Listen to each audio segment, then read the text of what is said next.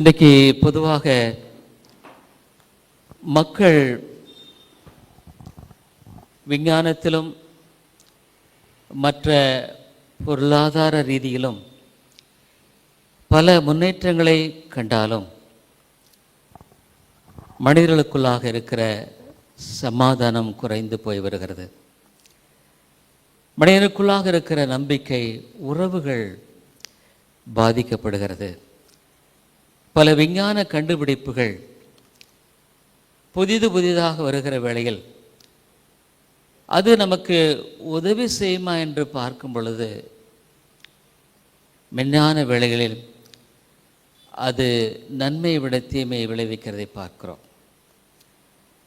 இன்றைக்கு முக்கியமாக mobile phone, Android, iPhone எல்லாம் மனிதர்களை விட்டு மனிதர்களை பிரிக்கிற ஒன்று என்று நாம் சொல்லலாம். சிறு பிள்ளைகளும் கூட எங்கு போனாலும் செல்லை அவர்கள் பார்ப்பதில் ஆர்வத்தை காட்டுகிறதை பார்க்கிறோம். மனிதர்கள் மனிதர்களோடு உறவாடுகிற தொடர்பு அற்று போயிற்று. குடும்பங்களில் இன்றைக்கு பெற்றோர்கள் பிள்ளைகள் பேசுகிறதிலும், மனம் திறந்து பிள்ளைகள் பெற்றோரிடத்தில் தங்களுடைய காரியங்களை வெளிப்படுத்துகிறதிலும் குறைந்து போன ஒரு காலம். அப்போ இது ஏன் நேரிடுகிறது என்று நாம் யோசிக்கலாம். ஏன் ஆண்டவர் இவ்விதமான காரியங்களை அனுமதிக்கிறார் என்று கூட யோசிக்கலாம். இந்த வேதம் சொல்லுகிற ஒரு உண்மை, அவனுடைய வருகைக்கு முன்பாக மக்கள் மத்தியிலே பாவம் பெருகும் என்று சொல்வதை பார்க்கிறோம். சுபாவ அன்பு மக்கள் மத்தியிலே தனிந்து போகும் என்று பார்க்கிறோம். மனிதர்களுடைய நேசம், உறவுகள் பாதிக்கப்படும் என்று பார்க்கிறோம். ஆகவே இந்த உலகமானது பல விதங்களில் பல நாடுகள் சமாதானத்தை நிறுவும்படியாக முயற்சித்தாலும் அதற்கு எதிரடையான காரியங்கள், சூழ்நிலைகள் மாறுகிறதை பார்க்கிறோம். இன்றைக்கு சவுதி அரேபியாவில் நீங்கள் ஈரான் என்ற ஒரு நாடு இருக்கு. எண்ணெய் வளம் பொருந்திய ஒரு நல்ல நாடு. ஆனால் அங்கே தண்ணீர் இல்லாத நிலை. தண்ணீர் இல்லைன்னா எப்படி நம்ம வாழ முடியலைங்க? பெரிய பட்டணம், பல வாய்ப்புகள், வசதிகளை கொண்ட வீடுகள், பல சாலை வசதிகள், அமைப்புகள் எல்லாம் ஏற்படுத்திச்சு. நான் தண்ணி இல்லை. ஆகவே அவர்கள் தங்களுடைய செயல்பாட்டுக்கான இடத்தையே மாற்ற வேண்டிய ஒரு சூழ்நிலையில் வருகிறதை பார்க்கிறோம். வேறு சில இடங்களில் வெள்ளம் பல வீடுகளை அழித்து விடுகிறதை பார்க்கிறோம். இலங்கையில் என்றுமில்லாத நிலையில் பல எளிமையான மக்கள் தங்களுடைய வீடுகளை இழந்து விட்டார்கள். தண்ணீருடைய அழிவு எதிர்பார்ப்பதற்கும் அதிகமான நிலையில் சென்று விட்டது. ஏன் இவைகள் எல்லாம் நேரிடுகிறது என்பதை பார்க்கும் பொழுது, தேவன் அவருடைய வருகைக்கு முன்பாக இவைகள் ஒரு பக்கத்தில் மனிதன் என்பவன் தான் எண்ணுவதையெல்லாம் சாதிக்க முடியாது என்பதும், அவன் ஒரு எல்லைக்குட்பட்டவன் என்பதும், இவைகள் எல்லாவற்றையும் நடப்பிக்கிற ஒரு தேவன் உண்டு என்பதை வெளிப்படுத்தும்படியாக இவ்விதமான காரியங்களையும் தேவன் அனுமதிக்கிறார் என்று வேதம் சொல்லுகிறது. அதுமாதிரி இந்த வேதம் மனித வாழ்க்கைக்குரிய அனைத்தையும் கொண்ட அழகான ஒரு புத்தகம். நாம் கடந்த நாட்களில் சிலுவையை குறித்து அதிகமாக சிந்தித்தோம். இந்த தேவன் அன்பாக இருக்கிறார் என்று சொல்லுகிற அருமையான வார்த்தையை நாம் சிந்திக்கும் பொழுது, சிலுவை எதை காட்டுகிறது என்றால், நிறைய பேர் சிலுவை என்றால் ஒருவேளை ரொம்ப கஷ்டம் போல நினைக்கிறோம். சிலுவை 3 எழுத்துக்கள், அன்பு 3 எழுத்து. இந்த சிலுவை தேவனுடைய அன்பை வெளிப்படுத்துகிற ஒன்றாக இருக்கிறது. யோவான் 3:16 வாசிக்கிறோம். இந்த வசனமானது இந்த வேதத்துக்கு மையமான ஒரு அருமையான போதனை. இந்த தேவனுடைய நித்திய திட்டத்தை அழகாக ஆண்டவர் வெளிப்படுத்தும்படியான ஒரு மையமான வசனம் என்பதை அறிந்திருக்கிறோம். இந்த வேதத்திலேயே ஒரு மையமான அருமையான வார்த்தை. பிரதர்ஸ் யாராவது இந்த வாரம் பிரதர்ஸ் மட்டும் வாசிப்பாங்க, அடுத்த வாரம் சிஸ்டர்ஸ், ஏன்னா மாறி மாறி இல்லாதபடிக்கு, ஏன்னா அப்போ பிரதர்ஸ் கொஞ்சம் ரெடியாக இருப்பாங்கன்னு நினைக்கிறேன். யோவான் 3:16 பிரதர்ஸ் யாராவது வாசிங்க ப்ளீஸ். தேவன் தம்முடைய ஒரே பேரான குமாரனை விசுவாசிக்கிறவன் எவனோ அவன் கெட்டு போகாமல் நித்திய ஜீவனை அடையும்படிக்கு அவரை தந்தருளி இவ்வளவாய் உலகத்தில் அன்பு கூர்ந்தார். பிதாவுடைய ஒரே பேரான குமாரன் என்று சொல்லுகிற இந்த காரியமானது மனித உறவுகளில் மகன் மகள் பெற்றோர் என்பது அல்ல, ஆவிக்குரிய விதமாக பிதா குமாரன் பரிசுத்த ஆவியினுடைய இணைப்பின் அன்பை வெளிப்படுத்தை பார்க்கிறோம். இயேசு கிறிஸ்து கூட யோவான் 16:17 அருமையாய் ஜெபிக்கிறதை பார்க்கிறோம். விசுவாசிக்கிறவன் எவனோ கெட்டு போகாமல் நித்திய ஜீவனை அடையும்படிக்கு. அதனால அநேக சமயம் நம்ம நினைக்கிறோம் பரலோகம் போனால் நல்லா இருக்கும். இல்லைங்க, பரலோகமே இங்கே தான் இருக்கு. பரலோகமே இங்கே தான் இருக்கு. உண்மையாலுமே தேவனை நாம் சார்ந்து வாழும் பொழுது அதில் இருக்கிற சந்தோஷம் எதுலையுமே கிடையாதுங்க. ஒரு விதத்தில் நரகமும் கூட இங்கே இருக்குன்னு சொல்லலாம். ஏன்னா அநேக வேளைகளில் நம்முடைய வாழ்க்கையில் பல விதமான ஈர்ப்புகள், போராட்டங்கள், சோர்வுகள், தளர்வுகள், நம்பிக்கையின்மைக்குள்ளாக கடந்து போகிறோம். ஏன்னா நம்ம இந்த ஆண்டவரை உண்மையாலுமே விசுவாசிக்காததனுடைய விளைவு தான். வேதம் சொல்லுகிறது அவர் உண்டு என்றும் அவரை தேடுவர்களுக்கு பலனளிக்கும் என்றும் விசுவாசிக்க வேண்டும் என்று சொல்லுகிறது. இன்றைய செய்தியினுடைய தலைப்பு என்னன்னா, யார் யாரெல்லாம் பரலோகம் போவார்கள். பரலோகம் என்பது ஒரு விதத்தில் எங்கேயே இருக்குன்னு நான் சொல்கிறேன். இது ஒரு பரலோகத்தினுடைய முன் ருசி. ஒருவேளை உங்கள் வாழ்க்கையில் சிந்தித்து பாருங்கள், நீங்கள் உண்மையாலுமே பரலோகத்தினுடைய முன் ருசியை கொண்டு வாழுகிறீர்களா இல்லையா? இந்த பரலோகத்துக்கு போகிற வழி நிறைய பேர் நினைக்கிறாங்க ரொம்ப கடினமான வழி. இல்லைங்க, ரொம்ப ரொம்ப சுலபமான வழி இதுதான். நான் தொடர்ந்து பரலோகத்துக்கு யாரெல்லாம் போக முடியும், இந்த வேதத்தில் பரலோகத்துக்கு போனவர்கள் யார் என்பதை நாம் சிந்திப்பது நலம் என்று நான் யோசித்து இந்த தலைப்பை ஆரம்பித்திருக்கிறேன். யாரெல்லாம் பரலோகத்துக்கு போக முடியும்? மத்தேயு 5வது அதிகாரத்தில் ஆண்டவர் சொல்லியிருக்கிறார், பரலோகம் போகிறதுக்கு நான் ரொம்ப கஷ்டப்பட்டு ஆவிக்குரிய வாழ்க்கையை வாழணுமா? இல்லைங்க, ரட்சிப்பு இலவசம், ஃப்ரீ. இயேசு நமக்காக எல்லாவற்றையும் அழகாக செஞ்சு முடிச்சுட்டாருங்க. ரட்சிப்பு என்பது நாம் பெற்றுக்கொள்ள வேண்டிய இலவசமான மிகப்பெரிய ஈவு. உண்மைதான். தெய்வகுமாரனே இந்த உலகத்தில் சம்பாதித்த மீட்பை, அன்பை நமக்கு கொடுக்கிறது. ரட்சிப்புங்கிறது ஒரு விதத்தில் நான் சொல்லுவேன், அது ஒரு அன்பின் வாழ்க்கை. ரட்சிக்கப்பட்ட வாழ்க்கை ஒரு அன்பின் வாழ்க்கை. தேவனை நாம் நேசிக்கிற அன்பு, அதே சமயத்தில் மற்றவர்களை நேசிக்கக்கூடிய அன்பு. மத்தேயு 5வது அதிகாரம் 3வது வசனம் யாராவது வாசிங்க பிரதர்ஸ். ஆவியில் எளிமையுள்ளவர்கள் பாக்கியவான்கள், பரலோக ராஜ்யம் அவர்களுடையது. சும்மா ரொம்ப சிம்பிளா சொல்லிட்டாரு பாருங்களேன் இயேசு கிறிஸ்துல. Very simple. ஆவியில் எளிமையுள்ளவர்கள் பாக்கியவான்கள், பரலோக ராஜ்யம் அவருடையது. பொதுவாக பல மதங்கள் இன்றைக்கு நம்ம பார்க்குறோம் இல்லை?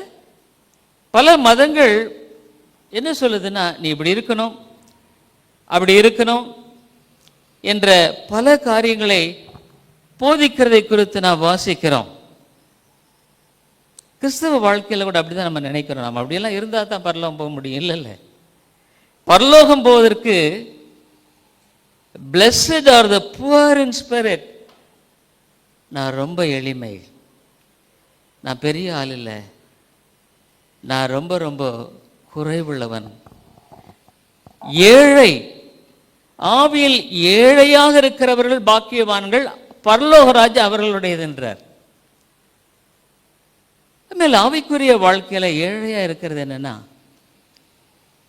தன்னுடைய தேவையை உணர்ந்து கர்த்தருடைய சமூகத்தில் இன்னும் எவ்வளவு இருக்குன்னுட்டு நம்ம விளங்காம வாழ்ந்து கொண்டிருப்பதுதான். உண்மையிலே ஆவிக்குரிய ஆசீர்வாதம் என்பது அளவிடப்பட முடியாததுங்க. அதுக்கு எல்லையே இல்லை. ரொம்ப அழகா எழுதுறாரு பாருங்க, எபேசிய நிருபத்தில் இங்கே ரொம்ப அருமையாக சொல்லப்படுகிறதை வாசிக்கிறோம். உண்மையிலே இந்த எபேசிய நிருபத்தை வாசிக்கும் பொழுது ரட்சிப்பை குறித்து அழகா சொல்லுகிற ஒரு நிருபம் இது. வேத வசனங்களில் இந்த நிருபம் ரொம்ப அருமையான ஒரு நிருபங்க. என்ன கேட்டால், இந்த நிருபத்தின் ஆரம்பத்திலே நீங்கள் பார்ப்பீர்களானால் ரட்சிப்பை மையமாக வைத்து அவர் அழகாக கொண்டு போகிறாருங்க.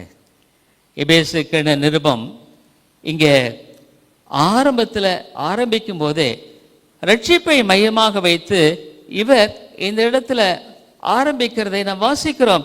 எபேசிய நிருபம் 1வது அதிகாரம் இங்கே 13 நிறைய அந்த முன்னாலெல்லாம் ரொம்ப அருமையான காரியம். 13 வாசிங்க. நீங்களும் உங்கள் ரட்சிப்பின் சுவிசேஷமாகிய சத்திய வசனத்தை கேட்டு விசுவாசிகளான போது வாக்குத்தத்தம் பண்ணப்பட்ட பரிசுத்த ஆவியால் அவருக்குள் முத்திரை போடப்பட்டீர்கள். இந்த ரட்சிப்பின் சுவிசேஷமாகிய இந்த சத்திய வசனத்தை கேட்டு நீங்க நம்புனீங்க, பார்த்தீங்களா? இந்த வசனத்தை சார்ந்துட்டீங்க, பார்த்தீங்களா? விசுவாசங்கிறது இந்த கர்த்தருடைய வசனத்தை சார்ந்து வாழ்வது, வேற ஒன்றும் பெருசா இல்லைங்க. ஏன்னு கேட்டா, பரலோகத்தில் யார் யாரெல்லாம் இருப்பாங்க நான் உங்களுக்கு காட்டுறேன் பாருங்களேன். அப்போ இவங்கெல்லாம் தான் பரலோகத்திலையா? நான் கூட லூக்காவில் நரகத்தை பற்றி ஐஸ்வர்யன் படுற கஷ்டத்தை பற்றி நிறைய இருக்கு. ஆனால் லாசரை பற்றி ரொம்ப இல்லை, ஆபிரகாம் மடியில் போயிட்டாருன்ட்டு. வெளிப்படுத்தின விசேஷத்தை திறக்கும் பொழுதுதான் என்ன அழகான ஒரு பரலோக ஜீவியம் என்பதை பார்க்க முடிகிறது. அல்ல, பரலோக ஜீவியம் என்பது மிக அருமையானது. வெளிப்படுத்தின விசேஷத்தில் நிறைய சொல்லியிருக்காரு. பல ஆண்டுகள் இந்த வேதத்தை இப்படிதான் வாசித்தாலும் புதிதாக ஆண்டவர் நமக்கு கற்றுக் கொடுக்கிறார் இல்லைங்களா? இது ஒரு அன்பின் கடல் என்று கூட சொல்லலாம். விசுவாசிகளான போது என்று இந்த முதல் நிருபத்தில் சொல்லிட்டு அங்கே சொல்றதுக்கு முன்னாலே ஒரு பெரிய காரியத்தை அவர் சொல்லிட்டு தான் இதெல்லாம் கொண்டு போறாருங்க. அதாவது இதை வாசிக்கும் பொழுது ரட்சிப்பில் எவ்வளோ பெரிய ஆசீர்வாதம் இருக்குதுன்னு சொல்லிட்டு ரட்சிப்பை குறித்து பேச ஆரம்பிக்கிறார். எபேசியர் 1:3 வாசிங்க பிரதர்ஸ், யார் வாசிக்கலாம்? எபேசியர் 1:3 நம்முடைய கர்த்தராகிய இயேசு கிறிஸ்துவின் பிதாவாகிய தேவனுக்கு ஸ்தோத்திரம், அவர் கிறிஸ்துவுக்குள் உன்னதங்களிலே ஆவிக்குரிய சகல ஆசீர்வாதத்தினாலும் நம்மை ஆசீர்வதித்திருக்கிறார். அப்ப ஏன் நான் இப்படி வாழணுமா? Is it necessary for me to live like this? ரொம்ப ஆண்டு சொல்லிட்டாரு. அதாவது with all blessings, with all spiritual blessings in heavenly places in Christ, அதாவது பரலோகத்துக்குரிய அந்த உன்னதமான ஆசீர்வாதத்தினால நம்மை ஆசீர்வதித்திருக்கிறார். இன்னைக்கு நிறைய இடங்களில் சிலுவையை பற்றி போதிக்கிறது நிறைய பேர் விட்டாங்க. சிலுவைன்னா கஷ்டம் இல்லைங்க. சிலுவை என்று சொன்னால் அன்பு, தேவன் நேசிக்கிற ஒரு அன்பு. ஆமாம், உங்கள் வாழ்க்கையில் உண்மையாலுமே ஒருவேளை உங்களுடைய கஷ்டங்களெல்லாம் உதவி செய்யக்கூடிய ஒரு காரணம் வைங்க. உங்களுடைய துன்பங்களெல்லாம் பகிர்ந்து கொள்ளக்கூடிய ஒரு இருக்கிறான்னு சொல்லுங்கள். உங்களுக்கென்று அவர் எல்லாவற்றையும் செய்ய விரும்புகிறவராக இருக்கிறான்னு சொல்லுங்கள். அப்போ உங்களுக்குள்ள எப்படி இருக்கும்? நம்பிக்கை இருக்குல்ல, அவர் பார்த்துக்குவார், அவர் எல்லாவற்றையும் செய்வார். வேதம் தானே சொல்லுது, எனக்காக யாவற்றையும். கிறிஸ்தவ வாழ்க்கை ரொம்ப கஷ்டம் இல்லைங்க. நிறைய பேர் அப்படி நினைக்கிறாங்க. கிறிஸ்தவ வாழ்க்கையின் சுயத்தினால வாழ முடியாது, அது உண்மை. ஏன்னா இது மிகப்பெரிய ஒரு உன்னதமான அளவில் ஆண்டவர் சொல்றார். உண்மைதான், மிகப்பெரிய ஒரு அளவில் வாழ்கிற வாழ்க்கை. இந்த உலகத்தில் இந்த பாவத்துக்குரிய இச்சைகளினால இன்பங்களினால சந்தோஷப்படுகிற ஒரு அடிமைத்தன வாழ்க்கை இல்லை. It's a great upward going spiritual blessings இது. ஆகவே இந்த காரியத்தை நம்ம பார்க்கும் பொழுது உனக்கு பரலோகத்தினுடைய இன் ஹெவன்லி பிளேசஸ் பரலோகத்தினுடைய அந்த ஆசீர்வாதமானது வச்சிருக்காருங்க. இது எப்படி நான் பெற்றுக்கொள்ள முடியும்? ஏதாவது செய்யணுங்களா? Simply trust in him. Trust in him. பாருங்க, ஆண்டவர் சீஷர்கள் சண்டை போட்டுக்கிட்டு இருக்காங்க. அவங்களுக்குள்ளே என்ன ஒரு போட்டின்னா, யார் பரலோகத்தில் பெரியவனாக இருப்பான்? இந்த சீஷர்கள் எல்லாம் நம்ம போல தாங்க. அவங்களும் போட்டி, பொறாமை எல்லாம் இருந்தது. ஆனால் தேவன் அவர்களை சந்தித்த பொழுது மாற்றப்பட்டு அவர்கள் இந்த உலகத்தில் சுவிசேஷத்தை எடுத்து செல்கிற பாத்திரங்களாக வணைந்தாருங்க. ரொம்ப ஆச்சரியமாக இருக்குல்ல. நேற்றைய போன தினத்தில் ஒருத்தர், நான் என்ன ஒரு ஸ்கூல் ஃபங்க்ஷன், கிறிஸ்மஸ் ஃபங்க்ஷன், ஒருவேளை ஆண்டு சித்தமாக நான் நம்ம ஆனுவல் கன்வென்ஷன் இங்கே கிறிஸ்டபர் மெட்ரிகுலேஷன் அவரை கேட்டிருக்கேன் நான். ஏன்னா அதுனா நமக்கு செலவெல்லாம் ரொம்ப கம்மியாக இருக்கும், சாப்பாடு அது மட்டும். நல்ல ஒரு தடவை வச்சோம், நமக்கு சர்ச்சா அங்கே வச்சோங்க. நல்ல பெரிய ஸ்கூல், நல்ல அருமையான ஸ்கூல். அது ஒரு மலை அடிவாரத்தில். நேற்று அவர்கிட்ட கரஸ்பாண்டண்ட்டை கேட்டேன், அந்த மாதிரி எங்களுக்கு. அவரே கேட்டார், நீங்கள் இங்கே ஒரு மீட்டிங் நடத்துறீங்களே, திரும்ப வைக்கலையான்னு கேட்டார். நான் அதுக்காக ஜெபம் பண்ணிட்டு போயிருந்தேன். பரவாயில்லையே, அவரே ஆரம்பிக்கிறாருன்னு உடனே ஆஹா ரொம்ப நல்லதாக போச்சுன்ட்டு, பிரதர் நான் கண்டிப்பாக இந்த வரேன்னு. அப்போ இட்ஸ் எ ப்ரிவிலேஜ் அப்படின்னார். அதாவது ஏன்னா நிறைய இப்போ ஏற்காடு ரொம்ப செலவாகுமே, என்ன பண்ணுறதுன்னு யோசிச்சுட்டு இருந்தப்போ தான் இந்த ஸ்கூல் நமக்கு ஒரு நல்ல பெரிய ஸ்கூல். அது ஜாயின் பண்ணிக்கங்க. மே மாதம் இந்த டேட்டு அவங்க லீவ் பொறுத்து நம்ம ஃபிக்ஸ் பண்ணிக்கலாம். அதனாலே தேவன் எவ்வளோ அழகாக காரியங்களெல்லாம் நடப்பிக்கிறார் என்பதை குறித்து பார்க்கும் பொழுது உண்மையிலே தேவன் நம்முடைய உள்ளங்களில் இருக்கிற விருப்பங்களை கூட அறிந்து செயல்படுகிறவராக இருக்கிறார். இந்த சீஷர்கள் யார் பெரியவன்னு சண்டை. அப்போ ஆண்டவர் கூப்பிட்டாரு. மத்தேயு எழுதின சுவிசேஷத்தில் அவர் சொன்னார், என்ன சொன்னார்னா 18வது அதிகாரத்தில் இங்கே அவங்கள பார்த்து கூப்பிட்டு பேசினார். இந்த சண்டை போடாதீங்க. இன்றைக்கி உண்மையிலே மனுஷன் தனக்கு தானே சண்டையை போட்டுக்கொள்ள வேண்டியதாக இருக்குது. தன்னுடைய சுபாவத்தோடு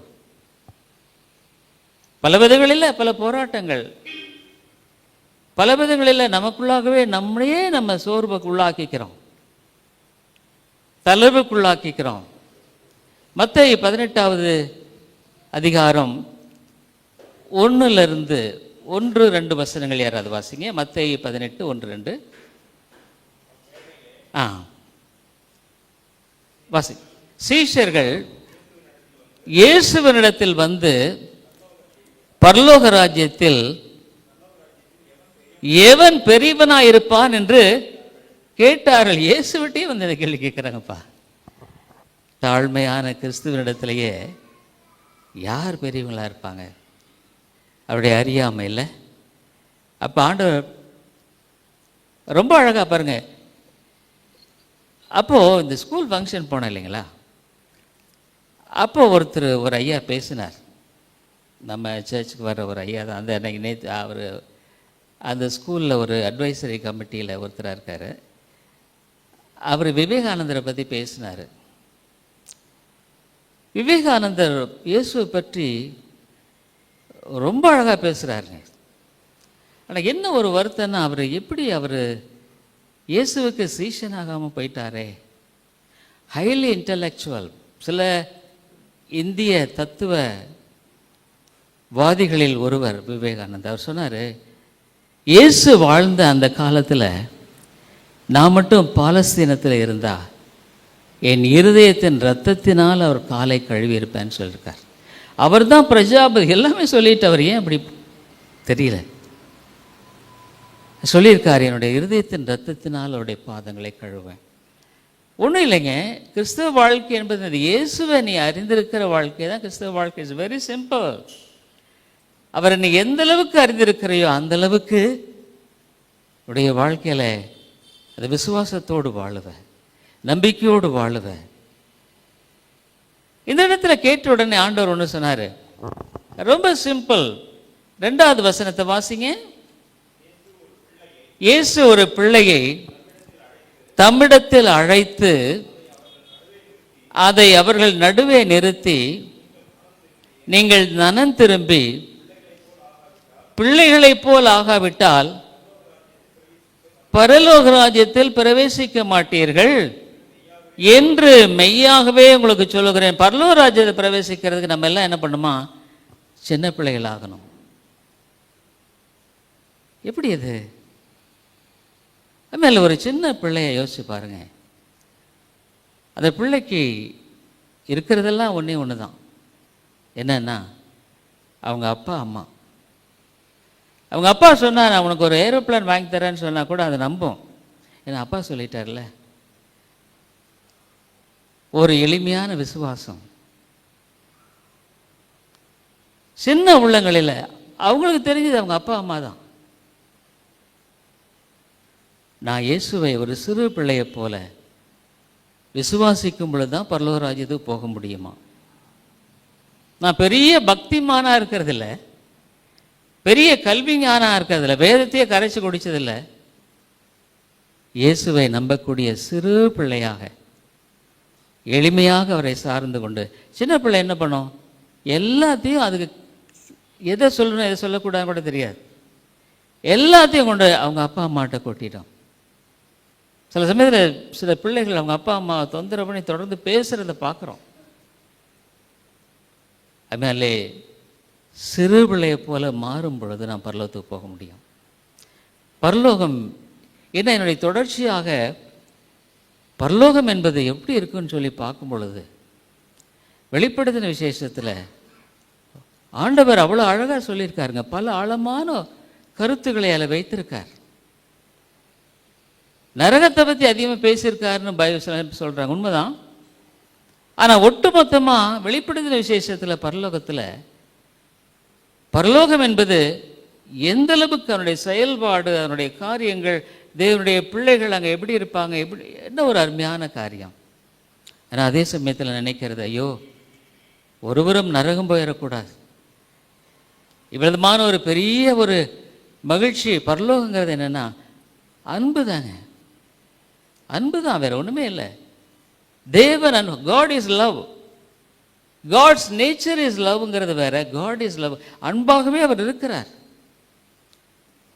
ஒரு சிறு பிள்ளையை கூப்பிட்டு சொல்லிட்டாரு, மனம் திரும்பி. இந்த மாதிரி ஒரு பிள்ளை அதனாலே ஆண்டவர் அழகான சாட்சிகளை வச்சிருக்கார். ரசிக்கப்பட்ட ஆரம்பத்தில், தேவனை அறிந்த ஆரம்பத்தில் ஒரு சின்ன ஒரு ஆன் என்ற ஒரு வீட்டு வேலைக்காரி பெண், அவள் ஒரு வீட்டில் வேலை செய்கிறவள்.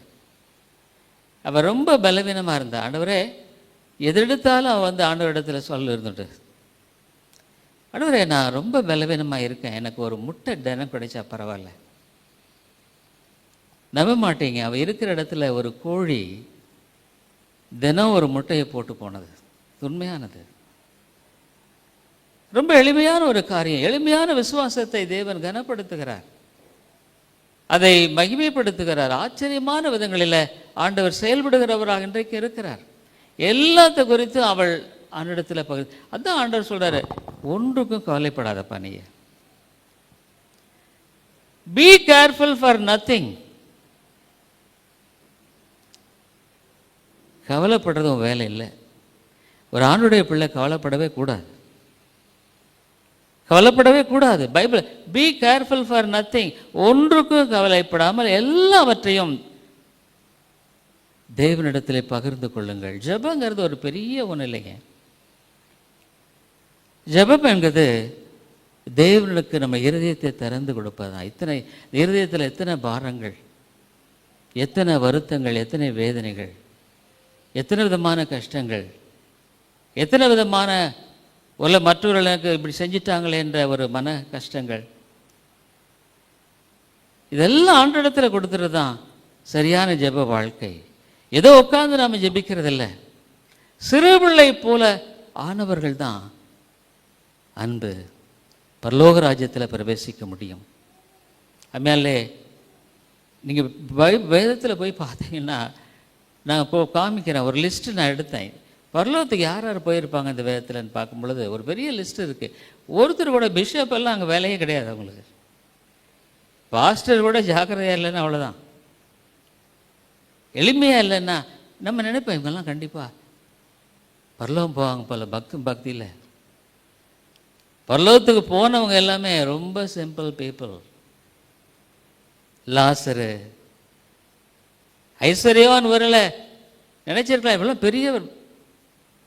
ஆಮೇಲೆ அப்போ ஆண்டவரை பரலோகத்தை அப்படி அலங்கரிக்கிறார். அவர் ரொம்ப சந்தோஷப்படுறாரு. பார்த்தீங்களா, ஆண்டவரே கல்விமான்களுக்கும் ஞானிகளுக்கும் நீ மறைச்சிட்டத, பாலகருக்கு நீ வெளிப்படுத்திய, சின்ன பிள்ளைகளை போன்ற மனதுள்ளவர்களுக்கு நீ வெளிப்படுத்தி இருக்கிறீர். அதுதான் அர்த்தம். பாலகருக்குன்னா பாலகரை போன்றவர்கள். பவுல் எழுதுறாரு, கல்விமான்கள் அநேகர் இல்லை. அவை கிறிஸ்தவ வாழ்க்கை என்பது அந்த சிம்பிளிசிட்டி, ஆவியில் எளிமை. இன்னைக்கு நம்முடைய பிரச்சனை என்னன்னா, we lost the simplicity. அறிவு பெருத்து போகுங்கிறது உண்மைதான். நம்ம நினைக்க முடியாத காரியங்கள் இன்னைக்கு நடைபெற்று இருக்குது. எங்கே போய் முடியுன்னே புரியல, தெரியுங்களா? இந்த ஆர்டிஃபிஷியல் இன்டெலிஜென்ஸ்லாம் ஒவ்வொரு நாள் புதுசு புதுசாக என்னென்னமோ போட்டுக்கிட்டே இருக்கிறாங்க. so many new things. இது எங்கே போகுன்னே புரியல. ஒருவேளை அது நல்லதா முடியுமா, கெட்டதா முடியுமா? சும்மா ஜஸ்ட் நீ ஒரு வார்த்தை, ஒரு அழகான ஒரு இயற்கையான காட்சி, அந்த இயற்கையான ஒரு தோட்டம், அதில் ஒரு அருமையான 2 பறவைகள், ஒரு அருமையான ஒரு ஆடு, ஒரு அருமையான முயல், நீ சொல்லி முடிக்கிறதுக்குள்ள ஒரு 1 minute கூட இல்லை, அப்படியே அழகான ஒரு படம் வந்துடுது. எப்படிங்க இதெல்லாம் முடியுது? புரியவே இல்லை. எப்படி இதை கொண்டு வர முடிஞ்சது? ஒரே ஒரு படத்தை வச்சுட்டு ஹோல் ஸ்டோரியை பில்டப் பண்ணுறாங்க. 3 மணி நேரம் கூட நடக்கலாம். How could this be? இந்த சாட் ஜிபியில் நான் இந்த ஆண்டுக்கு நம்ம ஒருவேளை ஜபத்தை குறித்த ஒரு டெய்லி டிவோஷன் போட்டால் பரவாயில்ல அப்படின்னு யோசித்தேன். சாட் ஜிபியில் எனக்கு 365 டேஸ்க்கு based on the Lord's prayer, கர்த்தருடைய ஜபத்தை வைத்து எனக்கு ஒரு டெய்லி டிவோஷன் கொடுக்க சொல்லி கேட்டேன். கடன் அடிச்சிருச்சுங்க. 365 daily devotions based on the Lord's prayer. படிக்க ஆச்சரியமாக இருக்குது. என்ன தாட்ஸ், இதெல்லாம் எப்படி முடியுதுன்னு புரியல. விஞ்ஞானம் பெருத்து போனது. ஆனால் இது தவறாக உபயோகப்படுத்தக்கூடிய பயங்கரமான விளைவுகள்லாம் இருக்குங்கிறத தெரிஞ்சுக்கணும். மாப்பிங் சொல்லிட்டு ஒருத்தருடைய முகத்தை அப்படி இன்னொருத்தர் பொருத்தி அதே மாதிரி செய்யக்கூடிய பல ஆபத்தான விளைவுகள். இது ஒருவேளை ஆர்டிஃபிஷியல் இன்டெலிஜென்ஸ்னால பண்ணினதா, இல்லை அது உண்மையாக நிகழ்வாக கண்டுபிடிக்க முடியாத அளவுக்கு காரியங்கள் போயிட்டுருக்கு. கடைசி நாட்கள் அறிவு வெறுத்து போகும், அன்பு தணிந்து போகும். இல்லை, அதான் ஆண்டவர் சொன்னார், அறிவு வெறுத்து போகும், அன்பு தணிந்து போகும். தணிந்து போகிற ஒரு உலகத்தில் இயேசுவே அன்பு. அந்த அன்பை அறிஞ்சிருக்கிறதாங்க பரலோகமே. பரலோகங்கிறது வேற ஒன்றுமே இல்லை. To know got it eternal life. அழகா சொல்லி பாருங்களேன், தேவனை அறிவதே நித்திய ஜீவன், ஜீவன் உண்டாயிருக்கவும் அது பரிபூர்ணப்பட வந்தேன். பரலோகத்துக்கு யாரு போக முடியும்னா, ஆவியல் எளிமை, simplicity, like small child believing in God. என்ன ஒரு ஆச்சரியமான ஒரு காரியத்தை நம்ம பார்க்குறோம் பாருங்களேன் வேதத்தில். அப்படி ஆண்டவர் வந்து சொல்ல போனால், பரலோகத்தில் போனால் அங்கே இருக்கிறவங்களாம் யார் தெரியுங்களா? படுமோசமாக இருந்து மனம் திரும்பினவங்க தான். ஆண்டவரே சொல்லிட்டாரு பாருங்களேன். அதாவது இந்த மாதிரி யார் அவங்க பரலோகத்தில் இருப்பாங்க அப்படின்றத குறித்து பேசும் பொழுது பரிசேயர் சதுசேயர்லாம் நினைச்சாங்க, கடவுள் நம்ம பக்கம்தான், நம்ம தான் ஆண்டவர் வந்து நேசிக்கிறாரு. ஆனால் ஆண்டவர் சொன்னார், உங்களுக்கு முன்பாக பரிசேயர்களும் சதுசேயர்களும் இருப்பாங்க. இது ஆண்டவருடைய வார்த்தைங்க. மத்தேயு 21 பாருங்க, தேவனுடைய வார்த்தை என்ன சொல்லுது? பரலோகத்தினுடைய சந்தோஷத்தை இங்கே பெறுவதற்கும் சரி, பரலோகத்தினுடைய அந்த வாழ்க்கை வாழுவதற்கும் சரி, இதுதாங்க தேவை. நான் அடிக்கடி சொல்கிறேன், நான் பரலோகம் போயிடுவேன். ஏன்? நான் நல்லவனாக இருக்கிறதுனாலயா? இல்லை, நான் நல்லவன் அல்ல, நான் மோசமானவன்றதுனால தான் எனக்குன்னு ஆண்டவர் ஏற்படுத்தியிருக்கிற அந்த ரட்சிப்பை நான் சார்ந்து கொள்ளுகிறேன். உண்மையிலே அடிக்கடி நான் சொல்லுவேன், ஆண்டவரே என்ன நீங்கள் ரட்சிக்காமல் இருந்திருந்தா நான் எங்கே போயிருந்திருப்பேன்? என்னுடைய வாழ்க்கை எப்படி போயிருக்கும்? அதுமாதிரி உண்மையாலுமே ஆண்டவருக்குள்ளாக இருக்கிற மகிழ்ச்சி என்பது வேற. மத்தேயு 21 அதிகாரத்தில் ஆண்டவர் தெளிவாக சொல்லிட்டாருங்க. இது கர்த்தர் சொன்னது. பரலோகத்தில் எல்லாமே மனந்திரும்பின எளிமையான, all poor people will be there, simple spiritually poor people. 31 யாராவது வாசிங்க. மத்தேயு 21:31. இவ்விருவரில்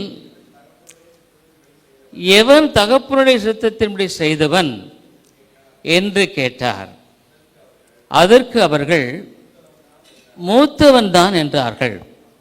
அப்பொழுது இயேசு அவர்களை நோக்கி, ஆயக்காரரும் வேசிகளும் உங்களுக்கு முன்னே தேவனுடைய ராஜ்யத்தில் பிரவேசிக்கிறார்கள் என்று மெய்யாகவே உங்களுக்கு சொல்லுகிறேன். ஒருத்தருக்கு 2 பையன் இருந்தாங்க. ஒரு பையன், இங்கே பாருங்க, அந்த அப்பா என்ன பண்ணாரு, 2 பேர்ட்டையும் போய் ஒரு காரியத்தை சொல்றார். மத்தேயு 21 அதிகாரம் 28 வாசிங்க யாராவது பிரதர்ஸ். ஆயினும் உங்களுக்கு எப்படி தோன்றுகிறது, ஒரு மனுஷனுக்கு 2 குமாரர் இருந்தார்கள். மூத்தவனிடத்தில் அவன் வந்து, மகனே நீ போய் இன்றைக்கு என் திராட்சை தோட்டத்தில் வேலை செய் என்றான். அடுத்த வசனம் வாசிங்க. அதற்கு அவன் மாட்டேன் என்றான். ஆகிலும் பின்பு அவன் மனஸ்தாப்பட்டு போனான். அப்பா சொன்னார், அவன் உடனே ஒரு எமோஷ்னலாக சொல்லிட்டான், இல்லை இல்லை நான் போக மாட்டேன்னு சொல்லிட்டான். ஆனால் அவனுக்குள்ள ஒரு எண்ணம், அப்பா சொல்கிறாரு நமக்காக இவ்வளோ செய்தவர், அவர்கிட்ட போய் நம்ம இப்படி சொல்லிட்டோமே அப்படின்ட்டு மனஸ்தாப்பட்டு போய் வேலை செய்ய ஆரம்பிச்சிட்டான். ஆனால் அடுத்த இன்னொரு மகன் 30-31 யாராவது வாசிங்க, வாசிக்கார வாசிங்க ப்ளீஸ். 30-31. மத்தேயு இளைவனிடத்திலும் அவன் வந்து அப்படியே சொன்னான். அதற்கு அவன், போகிறேன் ஐயா என்று சொல்லியும் போகவில்லை. அவன் ஃப்ளாட்டாக சொல்லிட்டான், நான் போகலப்பான்ட்டான். இவன் ஐயா போட்டான் பாருங்க. இந்த ஐயா போடுறதே நம்பாதீங்க, ஜாக இந்த ரொம்ப நடிக்கிறதெல்லாம் ஒத்து வராது. It's very plain. இவன் போகாததுனால தான் ஐயான்றான். இவன் சிலர் பேசுறது பிரமாதமாக இருக்கும். ஒரு மகன் எனக்கு ஃபோன் பண்ணி சொன்னார், அங்கிள் நீங்கள் எங்கள் அப்பா சொல்கிறதெல்லாம் நீங்கள் ரொம்ப இது பண்ணாதீங்க, அவர் பேசுகிறது தானே ஒழிய செய்கை ரொம்ப இருக்காது அங்கிள்ட்டார். ஒரு பிரச்சனையின் வேளையில் பாருங்கள், ரொம்ப ஜாக்கிரதையாக இருக்கணும்ல, ரொம்ப ஜாக்கிரதையாக இருங்க. இன்னொரு ஃபேமிலி சொன்னேன், நல்லா ஜாம் பண்ணும்பா, நல்லா யங் பீப்புள் சொன்னேன். அங்கிள் எங்கள் அப்பா ரொம்ப கெட்ட வார்த்தை பேசுகிறார் அங்கிள். அவர்கிட்ட நான் டைரெக்டாக பேசலை, புல்பீட்டிலேருந்து 2 வார்த்தை போட்டு விட்டேன். கெட்ட வார்த்தை வருதா அவங்க வாயிலிருந்து? அதனால வாழ்க்கையில் அப்படி இருக்க வேண்டிய அவசியமே இல்லை. ஏன்னா தேவன் என்னை நேசிக்கிறார். அவன் ஆனால் பார்த்துங்க, அப்பந்தான் ஆண்டவர் சொல்றாரு, இவ்விருவரில் எவன் தகப்பனுடைய சித்தத்தின்படி செய்தவன் என்று கேட்டார். அதற்கு அவர்கள் மூத்தவன் தான் என்றார்கள். ஒருவேளை நம்ம தவறு இல்லாமல், யாருமே தப்பு இல்லாமல் இல்லை, யாருமே பர்ஃபெக்ட் இல்லை, ஆனால் சிம்பிள் வாழ்க்கையில் தப்புன்னு ஆண்டவர் உணர்த்தும் பொழுது சரி செய்வோம். சரி செய்ய முடியலையா, ஆண்டவனால் முடியலைன்னு சொல்லுவோம். ஒரு சிறு குழந்தையை போல சார்ந்து கொள்ளக்கூடிய அவ்விதமான காரியம் தாங்க நமக்கு தேவை. ஆಮೇಲೆ கிறிஸ்தவ வாழ்க்கை என்பது மிக ஆச்சரியமான வாழ்க்கை. மனுஷன் உலகம் முழுதையும் ஆதாயப்படுத்தி கொண்டாலும் தன் ஜீவனை நஷ்டப்படுத்தினால் லாபம் என்ன? நான் நேர்மையாக தான் உங்கள்கிட்ட கேட்குறேன், ஆண்டவர் இல்லாமல் நீங்கள் எத்தனையோ காரியங்கள் செய்ய முயற்சிக்கலாம், உங்களுடைய திட்டத்தின்படி நீங்கள் செய்யலாம். ஆனால் எந்த அளவுக்கு அதில் நம்ம சக்சீட் ஆகிறோம், எந்த அளவுக்கு அதில் நிறைவே பார்க்கிறோம், எந்த அளவுக்கு நம்முடைய வாழ்க்கையில் அது ஆசீர்வாதமாக இருக்கு சிந்திக்கணுங்க. ஆண்டவர் சொல்றாரு, என் ஜனங்கள் 2 தப்பு பண்றாங்க, என் ஜனங்கள் 2 காரியத்தை செய்கிறார்கள். ஒன்று, பொத்த பையில போடுறாங்க, அந்த பை பொத்த பையன ஹோல் போட போட கீழே தான் போயிட்டு இருக்கோம். அடுத்தது, வெடிப்புள்ள ஒரு தொட்டியை தெரிஞ்சுக்கிட்டாங்க. இன்றைக்கு அநேகருடைய வாழ்க்கை அப்படிதான் இருக்குங்க. ஆனால் மெய்யான ஒரு தேவ பிள்ளை கர்த்தரை சார்ந்து கொள்ளும் பொழுது நீ பெற்றுக்கிற கொஞ்சம் ரொம்ப ஆசீர்வாதமாக இருக்குங்க, நிறைவாக இருக்கும், சந்தோஷமாக நீ அனுபவிப்ப. ஒருவேளை திரளாக இருந்து உடைய வாழ்க்கையில் நிறைவு இல்லைன்னா என்ன இருக்குங்க, சந்தோஷம் இல்லைன்னா என்ன இருக்கு? யோசிச்சு பாருங்க. The beauty of the believing Jesus, இயேசுவை நம்புறதுடைய அழகு என்னன்னா, இருக்கிறதுல திருப்தியாக இருப்போம், இருக்கிறதுல சந்தோஷமா இருக்கக்கூடிய ஒரு மனநிலை. ஆனால் கொடுத்தாருன்னா ரொம்ப சந்தோஷம், ஆனால் இருக்கிறதுல சந்தோஷமா இருக்கக்கூடிய ஒரு மனநிலை. நான் அடிக்கடி சொல்லுவேங்க, கர்த்தர் எனக்கு அதை கொடுத்துருக்கார், இருக்கிறதுல சந்தோஷமா. அதே சமயத்தில் எவ்வளோ காரியங்கள் ஆண்டவர் செய்திருக்கார், ஒரு நாளும் கைவிட்டது அவர் கிடையாது. ஒரு சிறுபிள்ளையை போல சார்ந்து கொள்ளும்படியாக நீ உலகத்தையே நீ ஆதாயப்படுத்திக் கொள்ள நீ பார்க்குற, ஆனால் ஆண்டவரை உண்மையாய் சார்ந்து கொள்ள நீ தவறி விடுகிறாய். அவரிடத்தில் உன்னை ஒப்பு கொடுக்க மறுக்கிறாய். Having a short account with காட்னு ஒன்று இருக்கு. அப்படின்னா என்னென்னா, உனக்கும் ஆண்டவருக்கும் இடையில பாவம் எப்பொழுதுமே பிரிவினை உண்டாக்குகிறது.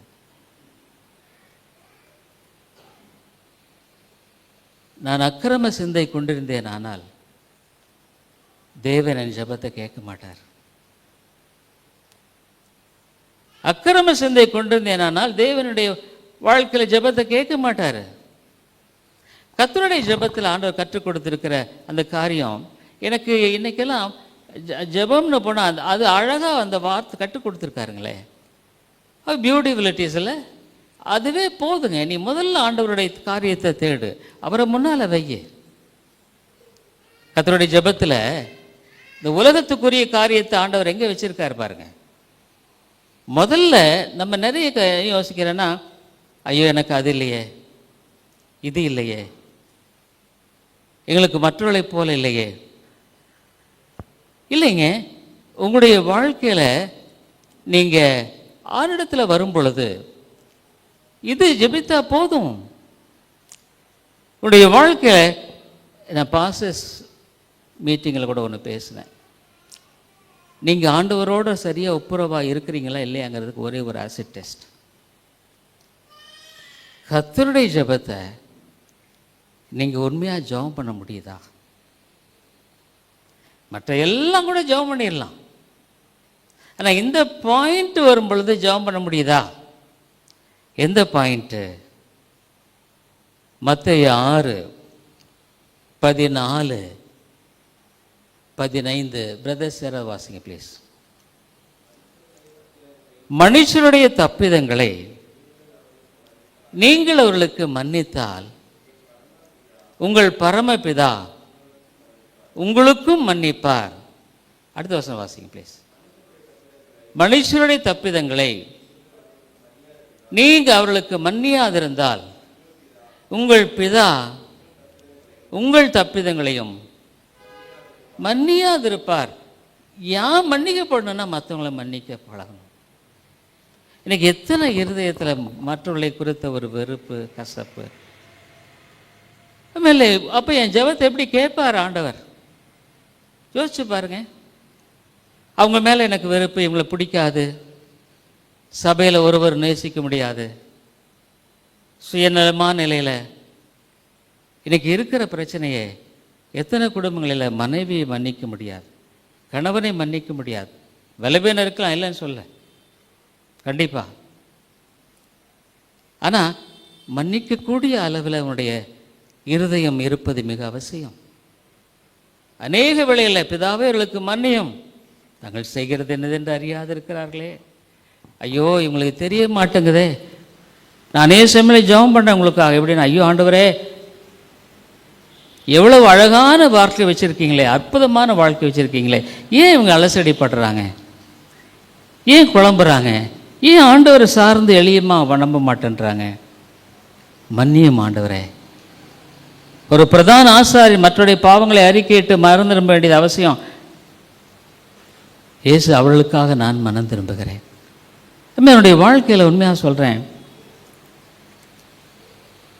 இருதயத்தில் இருக்கிற கசப்புகள், வெறுப்புகள் உனக்கு முதல் காரியம் ஃபிசிக்கலாக இட் கிரியேட்ஸ் டிசீசஸ், வியாதி உண்டாக்குது.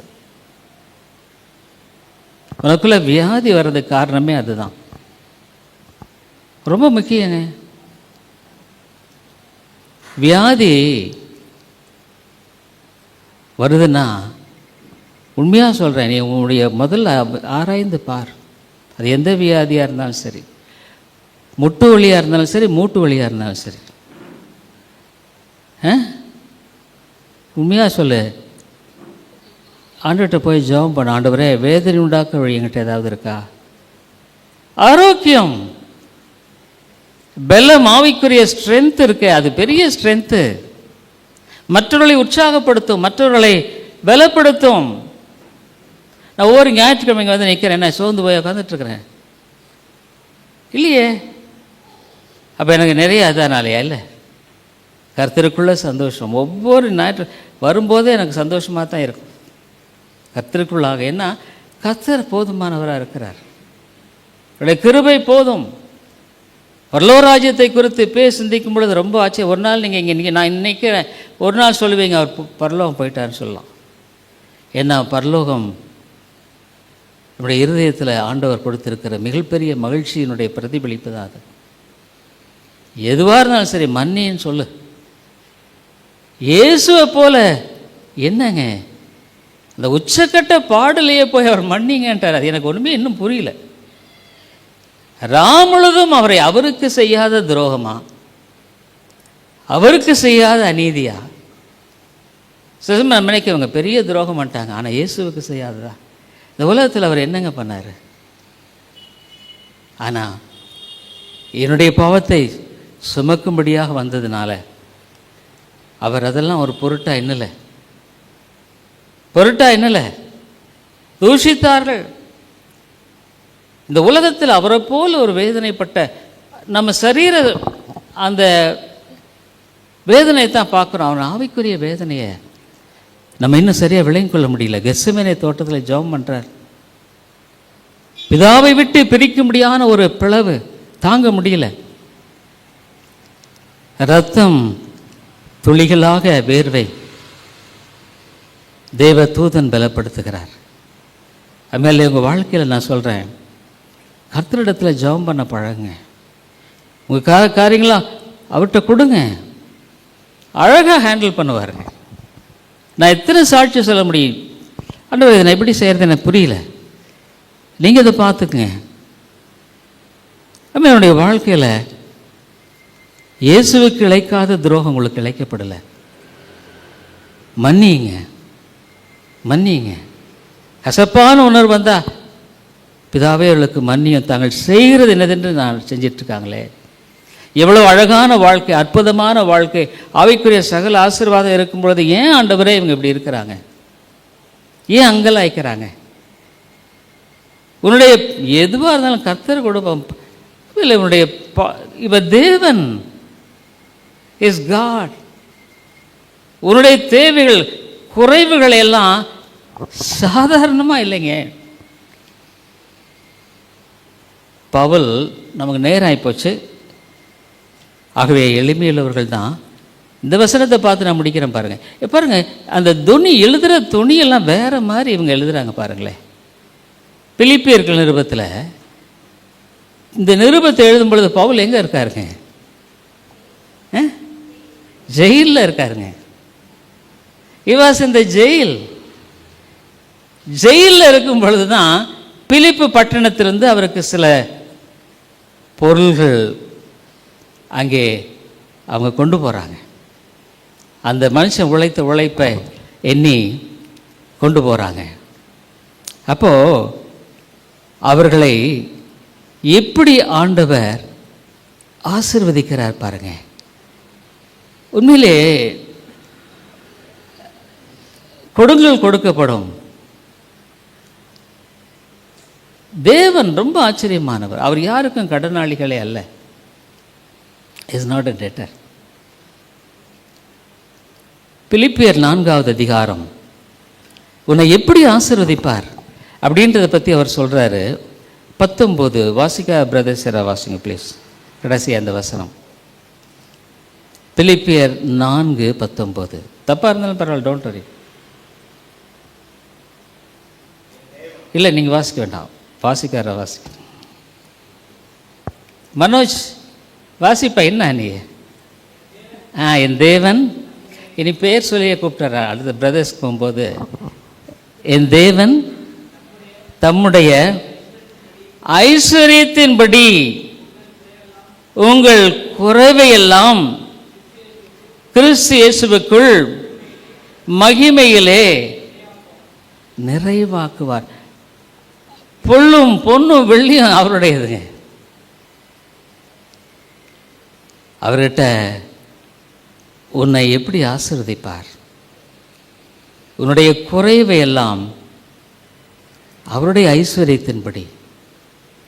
ஏன் அவருடைய பிள்ளைகளுக்கு நிறைய ஆண்டு கொடுக்கறது இல்லைன்னா, நிறைய பணம் அது கொஞ்சம் அதிகமாக வந்துருச்சுன்னு வைங்க, ஜெபமழையை நம்ம விட்டுடுவோம். ஆண்டவரை சார்ந்து கொள்வது போல பணத்தை சார்ந்து கொள்வோம். ஆனால் தேவைகளை ஜெபம் பண்ணும்போது ஆண்டு கொடுக்குறாரு பார்த்தீங்களா, அப்படி நம்ம விசுவாசம் பெருகும். கர்த்தருடைய ஜெபத்தில் அந்தந்த நாளுக்கு அதன் பாடு போதும். இன்றைக்கு ஆகாரத்தை கொடுத்துருங்க ஆண்டவர். அதாவது உலகத்தின் காரியத்தை he finished it so simple. கர்த்தருடைய ஜெபத்தில் அந்தந்த நாளுக்கு ஆகாரம் போகும். ஆனால் நம்ம எப்படி கணக்கு கஷ்டப்படுறோம், ஐயோ என்ன ஆகிறது ஏதாகிறது. உங்கள் பிள்ளைகளுக்கெல்லாம் கவலைப்படுறது கூடாது, தப்பு. இப்போ அவங்கள கர்த்தருடைய கரத்தில் கொடுக்கும் பொழுது எவ்வளோ அழகாக நீங்கள் அந்த வசனத்தையெல்லாம் யோசித்து பார்க்கணும்.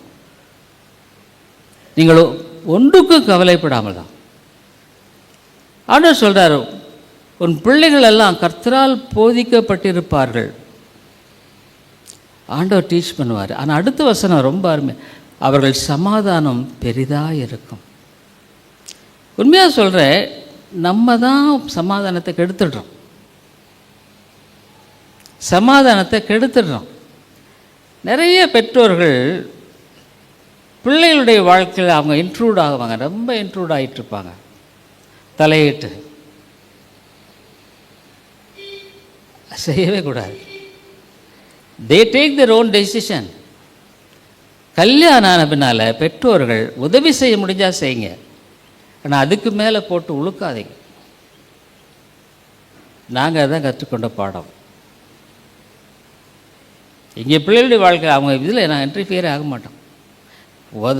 ஆலோசனை கேட்டால் சொல்லுவோம், முடிஞ்சால் உதவி செய்வோம், அதுக்கு மேலே தலையிடுறதில்லை. அவருடைய டெசிஷன். ஒருவேளை தப்பாக தெரிஞ்சாலும் கூட சில சமயத்தில் தேவையானால் சொல்லலாம் ஒழிய, அது கூட ஜெபம் பண்ணுறது. இன்றைக்கி நிறைய குடும்பங்களில் பாருங்கள், மாமியார் மாமனார் உள்ளே நுழைஞ்சிக்கிட்டு பெரிய கலாட்டா நடக்குது. செய்யக்கூடாது. ஜெபம் பண்ண அவங்களுக்கா தப்பு இல்லை, அவங்களுக்காக ஜெபம் பண்ண அழகாக அவங்க வாழ்க்கையை ஆண்டவர் கட்டுவாருங்க. கற்றுக்கொள்ள வேண்டிய முக்கியமான ஒரு பாடம். ஸோ அதனால் ஆரம்பத்துலேருந்தே நாங்கள் அந்த அவங்களுடைய காரியங்களை டெசிஷனை இது பண்ணுறதில்ல. அது let them take their own decision, let them pray. அப்போ ஆண்டவர் நிச்சயமாக அதில் ஆசீர்வதிக்க, பிள்ளைகளுடைய சமாதானம் பெரிதாக இருக்கும். என்னங்க இது யார் ஆண்டவர் தான் கொடுக்க முடியும், நம்ம சமாதானத்தை கொடுக்க முடியாது. சமாதானத்தை கலைக்கலாம். we can disturb the peace but we can't give peace, but God only can give peace. ஆண்டவர் மட்டும்தான் சமாதானத்தை கொடுக்க முடியும். எவ்வளோ நேரம் இருக்குல்ல, கர்த்தரிடத்தில் போங்க. ஆவியில் எளிமையுள்ளவர்கள் பாக்கியமான சின்ன பிள்ளைகளைப் போல அவர்கிட்ட சொல்லு. ஒரு சிறு குழந்தை தாப்பனை சார்ந்து கொள்வதைப் போல சார்ந்து கொள்.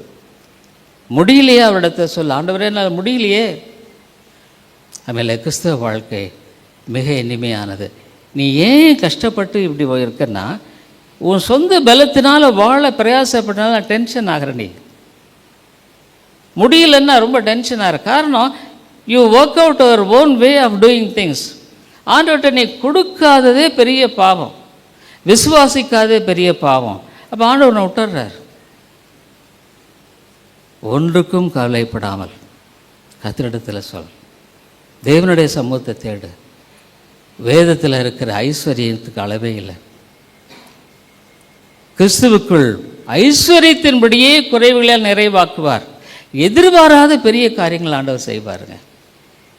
நிறைய பேர் உலக பிரகாரமான காரியங்களுக்காக அற்புதம் அற்புதம்ன்றாங்க. ஆனால் உண்மையாக ஆண்டவரை சந்தித்து வாழுகிற வாழ்க்கையில் ஒவ்வொரு நாளுமே அற்புதம் தான்.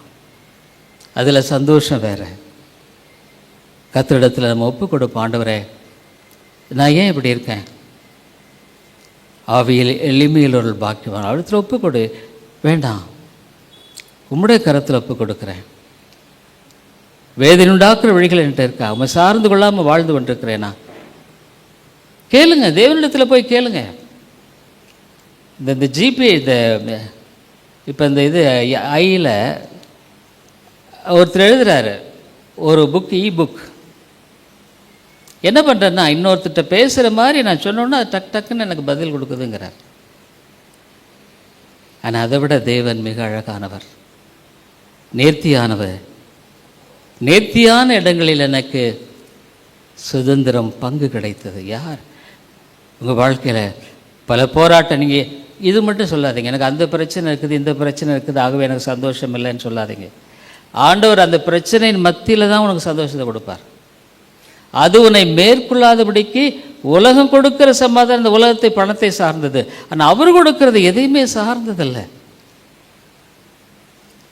அன்பு தாங்க. பரலோகத்தில் கூட என்ன பண்ணிட்டு இருப்பாங்க? வெளிப்படுத்துகிற விஷயத்தில் பார்க்குறோம். வெண்வஸ்திரம் தரித்து எண்ணக்கூடாத திரள் கூட்டமான பெரிய கொயர் அங்கே இருக்கு. அன்பு தான். ஒருத்தருக்கு இந்த பிரச்சனையே இல்லை. பொறாமை, போட்டி. ஒருவருக்கொருவர் ஒரே தேவனுடைய பிள்ளைகளாக. அதுதான் யூனிவர்சல் சர்ச். அதுமாதிரி இந்த உலகத்திலையும் கூட அது அழகான அன்பு நம்ம வாழ்க்கையில் நம்முடைய இருதயங்களில் தேவன் ஊற்றி இருக்கிறார். சிலுவையை நோக்கிப்பார். சிலுவை என்றால் கஷ்டமில்லை, சிலுவை என்றால் அன்பு. செபிப்போம். அன்புள்ள ஆண்டவரே, இந்த உலகத்தில் நீர் எவ்வளவு அருமையான காரியங்களை வைத்திருக்கிறீர். கர்த்தாவே, நீர் பேசும், நீர் இடைப்படும், எல்லா அவிசுவாசத்தை எடுத்து போடும் ஆண்டவரே. நீர் எவ்வளோ ஒன்றுக்கும் கவலைப்படாமல், எப்போ பார்த்தாலும் கவலைப்பட்டுட்டு ஐயோ நான் என்ன செய்கிறது. சொல்லப்போனால் நாங்கள் கவலைப்பட்டுகிறதுனாலேயே அநேக ஆசீர்வாதங்களை பெற்றுக்கொள்ளாமல் நாங்கள் போய்விடுகிறோம், இழந்து விடுகிறோம். மன்னியும் ஆண்டவரே. கவலைப்படுகிற வாழ்க்கை எடுத்து போட்டு எல்லாவற்றையும் ஆண்டவர் கரத்தில் கூட, அது எதுவாக இருந்தாலும் என்ன பிரச்சனை இருந்தாலும் ஆண்டவரே உம்முடைய கரங்களை ஒப்புக் கொடுக்குறேன். ஒருவேளை ஜெபித்தும் கவலை வந்தால் அதையும் கூட உங்கள் கரத்தில் கொடுத்து நாங்கள் உண்மை மட்டுமே சார்ந்து வாழும் பொழுது நிச்சயமாக எங்களுக்கு மகிழ்ச்சியை வைத்திருக்கிறேன். அருமையான மக்களோடு பேசும் ஆண்டவரே. கர்த்தாவே, இவ்வளோ பெரிய ஒரு மகிழ்ச்சியும் சந்தோஷம் இருக்கும் பொழுது நாங்கள் ஏன் இளையகுமாரனை போல இந்த உலகத்தின் காரியங்களினால் எங்களை திருப்திப்படுத்த பிரயாசப்படணும்? மன்னியும் ஆண்டவரே, எங்களுடைய பாவங்களெல்லாம் மன்னியும் ஆண்டவரே. நாங்கள் இந்த உலகத்தின் காரியங்கள்னால திருப்தி அடைகிறதுக்கு எவ்வளோ பிரயாசப்பட்டுக்கிட்டு போயிட்டுருக்குறோம். ஆனால் தப்பான வழின்னு எங்களுக்கு தெரிய மாட்டேங்குது. ஆண்டவர் எங்களுடைய கவலையெல்லாம் அவர் பொறுப்படுத்த அழகாக செய்வார்ன்றதை இங்கே கேட்டாலும் அதை நாங்கள் ஏற்றுக்கொள்ளாமல் வாழ்ந்து கொண்டிருக்கிறோம். பிள்ளைகளெல்லாம் கர்த்தரால் போதிக்கப்பட்டிருப்பார்கள், அதுவிட அவர்களுடைய சமாதானம் பெரிதாக இருக்கும். எதிர்காலம் எப்படி இருக்கும், என்ன காரியம் செய்ய போகிறோம், எல்லாமே பெரிதான சமாதானம், கர்த்தருடைய சமாதானம். ஆண்டவரே, பரலோகத்தில் கூட எளிமையான மக்கள் தான் அங்கே இருப்பாங்க. லாசரு, அந்த குஷ்டரோகம் நீங்கி 10 பேரில் ஒருத்தன், சமாரியா, அந்த மாதிரி ஆட்கள் தான் இருப்பாங்க அங்கே. ஏன்னா அவள் தேவனுடைய மக்களாக தேவ தூதர்களைப் போல பாவங்கள் மாற்றப்பட்டது, பாவங்கள் நீக்கப்பட்டது, நீதியினால் உடுத்தப்பட்டது. ஆவியில் எளிமையிலோர் பாக்கியவான்கள், பரலோ ராஜா அவருடையது. நீதி என்பது துன்பப்படுவர்கள் பாக்கியவான்கள், பரலோராஜா அவருடையது. ஒருவேளை எங்களுடைய வாழ்க்கையில் துன்பம் கூட எங்களை பரலோகத்துக்கு அழைத்து செல்லும்படியான அருமையான காரியமாக இருக்கிறது. ஆண்டவரே தேவா, நீர் உதவி செய்யும், கிருபையாயிரும். இயேசுவின் நாமத்தில் ஜெபிக்கிறோம் எங்கள் நல்ல பிதாவே, ஆமென்.